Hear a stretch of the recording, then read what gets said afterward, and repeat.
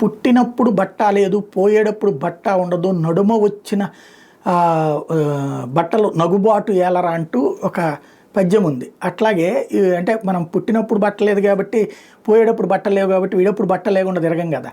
కానీ ఇప్పుడు ఎట్లా ఉందంటే ఈ తరహా మెంటాలిటీని ఓకిజం అంటారు. అంటే పుట్టిన తర్వాత నీకు లింగం లేదు, నీ లింగం నువ్వు చూడబాక, నీ లింగం నీకు సంబంధం లేదు, అది ఉన్నా ఉండనట్టు, అది ఆడైనా మగైనా, నువ్వు పెరిగేటటువంటి సందర్భంలో నీకు ఏది ఉండాలంటే అట్లాగా ఉండు, అది బ్రతుకు, అదే ఓకిజం అంటూ అమెరికన్ యూనివర్సిటీలు, అది చైనాలో చేయట్లా, రష్యాలో చేయట్లేదు, ఉత్తర కొరియాలో చేయట్లేదు, కానీ అమెరికన్ విశ్వవిద్యాలయాల్లో, యూరోపియన్ విశ్వవిద్యాలయాల్లో ఈ దరిద్రం పుట్టుకొచ్చి ఇక్కడ పుట్టించిన వాళ్ళు ఎవరో తెలుసా? ఆ చైనా, రష్యా, ఉత్తర కొరియా లాంటి కమ్యూనిస్ట్ దేశాలు, క్యూబా లాంటి దేశాల నుండి వచ్చినటువంటి వాళ్ళే వాళ్ళ దేశాల్లో లేని స్వేచ్ఛని అమెరికాలో ఉన్నటువంటి స్వేచ్ఛకి ఆపాదించి చివరికి అక్కడున్న యువతని ఈ వైపుకి తీసుకెళ్లినటువంటి విశృంఖల విచ్చలవిడి దుర్మార్గమైనటువంటి విధానమే ఓకిజం. ఈ ఓకిజాన్ని వ్యతిరేకిస్తున్నటువంటి అమెరికా అధ్యక్షుడు ట్రంప్ తను రాగానే ఆడా మగ రెండే జాతులు మరొక జాతిని అంగీకరించనని తేల్చి చెప్పిన ఇష్యూ ఒకటైతే, ఇప్పుడు అది ఇండియాలో కూడా తీసుకొచ్చే ప్రయత్నం జరిగిందా?